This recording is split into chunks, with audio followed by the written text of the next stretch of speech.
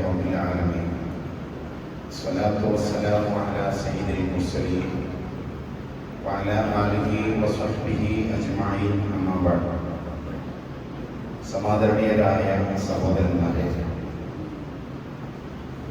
വളരെ പ്രതീക്ഷയോടെ സന്തോഷത്തോടെ ഇന്ന് നമ്മൾ ഈദുൽ ഫിത്ർ ആഘോഷിക്കുകയാണ്. ഈദുൽ ഫിത്ർ എന്ന് പറഞ്ഞാൽ തന്നെ അതിനർത്ഥം നോമ്പ് ഒഴിവാക്കുന്നതിൻ്റെ ആഘോഷം എന്നാണ്.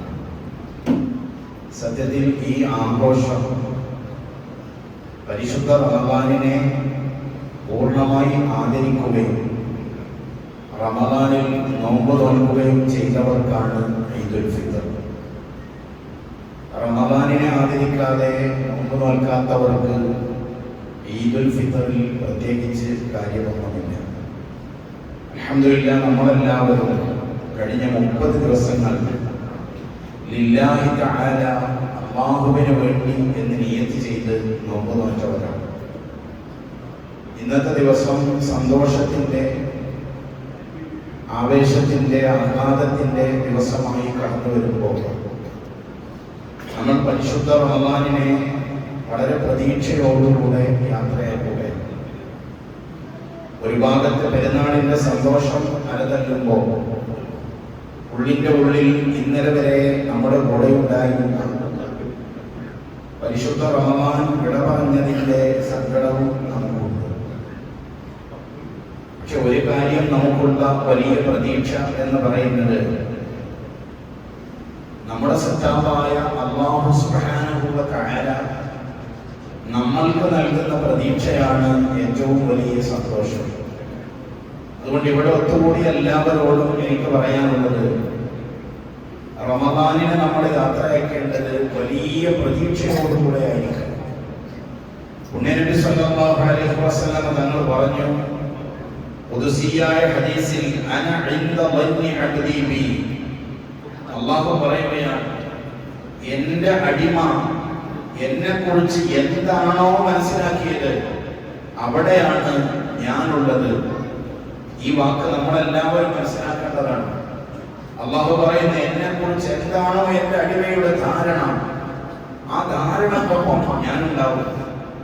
അല്ലാഹു എന്നെ കൈവിടില്ല എന്നാണ് നമ്മുടെ പ്രതീക്ഷയെങ്കിൽ തീർച്ചയായും അല്ലാഹു നമ്മളെ കൈവിടില്ല.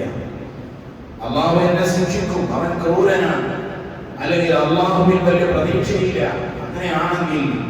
അങ്ങനെയായിരിക്കും അല്ലാഹു നമ്മളോട് ഇങ്ങോട്ടും പെരുമാറുക. അതുകൊണ്ട് ഒരിക്കലും അല്ലാഹു നമ്മളെ കൈവിടില്ല എന്ന പ്രതീക്ഷയാണ് നമ്മൾക്കൊക്കെ വേണ്ടത്. അവന്റെ വലിയ കരുണ കൊണ്ട് നമ്മൾ അനുഷ്ഠിച്ച നോമ്പും നമ്മൾ നിർവഹിച്ച തറാവീഹും ദാനധർമ്മങ്ങളും എല്ലാം സ്വീകരിക്കപ്പെടണം. അവൻ അത്രയും വലിയ കാരുണ്യവാനാണ്.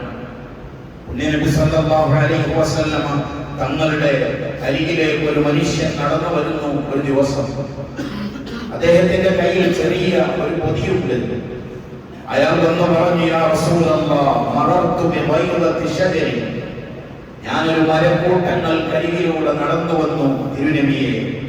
ഫസമഅതു ഫീഹാ അസ്വാത ഫിറാഖി ത്വാഇരിൻ, കൂട്ടിൽ നിന്ന് താഴെ വീണ കുഞ്ഞു പക്ഷികളുടെ, പക്ഷിക്കുഞ്ഞുങ്ങളുടെ കരച്ചിൽ ഞാൻ കേട്ടു ആ മരത്തിന്റെ ചുവട്ടിൽ നിന്ന്.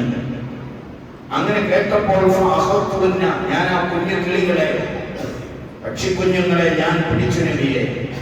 ഞാൻ അതിനെ എന്റെ സഞ്ചിയിലാക്കിയിട്ട് നടന്നു വരുമ്പോ ഫജാഅത് ഉമ്മുഹുൻ, അതിന്റെ അമ്മ വന്നു. ഫസ്തദാറത് അലാ റഅസി, എന്റെ തലക്ക് ചുറ്റിലും പറന്നുകൊണ്ടിരുന്നു. എന്റെ മക്കളെ കൊണ്ടുപോവുകയാണോ, എന്റെ കുഞ്ഞുങ്ങളെ നീ കൊണ്ടുപോവുകയാണോ എന്ന അർത്ഥത്തിൽ ഉമ്മയുടെ കരുണ, ഉമ്മയുടെ സ്നേഹം ഈ പെരുന്നാളിനിടയിലും നമ്മൾ ഓർക്കുകയാണ്. ജീവിച്ചിരിക്കുന്ന ഉമ്മമാർക്ക് അല്ലാഹു ദീർഘായുസ്സും ആഫിയത്തും കൊടുക്കട്ടെ. മരിച്ചുപോയ പ്രിയപ്പെട്ട ഉമ്മമാരുടെ ഖബറിടം അല്ലാഹു സ്വർഗ്ഗപൂങ്കാവനമാക്കി കൊടുക്കട്ടെ. അപ്പൊ തലക്ക് ചുറ്റും ആ കള്ളപ്പക്ഷി ഇങ്ങനെ പറന്നുകൊണ്ടിരുന്നപ്പോ നബിയെ ഞാൻ ആ സഞ്ചി തുറന്നു കാണിച്ചു കൊടുത്തപ്പോൾ ആ കള്ളപ്പക്ഷി വന്ന് ആ കുഞ്ഞുങ്ങളുടെ മേലെ വന്നിരുന്നു നബിയെ. അതിന് വേണമെങ്കിൽ പറന്ന് രക്ഷപ്പെടാമായിരുന്നു. എന്റെ സഞ്ചിയിൽ ആ തള്ളയും വന്നിരുന്നു. എന്റെ മക്കളെ കൊണ്ടുപോവുകയാണെങ്കിൽ എന്നെയും കൂടെ കൊണ്ടുപോയിക്കോ. അതാണ് ഉമ്മ എന്ന് പറയുന്നത്. ഉമ്മക്ക് അവിടെ സ്വന്തം ജീവനായിരുന്നില്ല പ്രധാനം.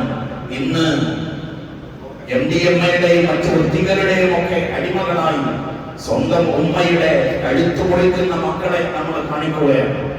ഈ അടുത്ത കാലത്ത് നമ്മൾ വായിച്ചു, ഒരു മാതാവിനെ കഷ്ടമാക്കി ഒരു മകൻ നിർലജ്ജം ലോകത്തോട് വിളിച്ചു പറഞ്ഞത്, എനിക്ക് ജന്മം തന്നതിനുള്ള ശിക്ഷ ഞാൻ നടപ്പാക്കി എന്ന് പറഞ്ഞ ഒരു മനുഷ്യനെ നമ്മൾ കണ്ടു.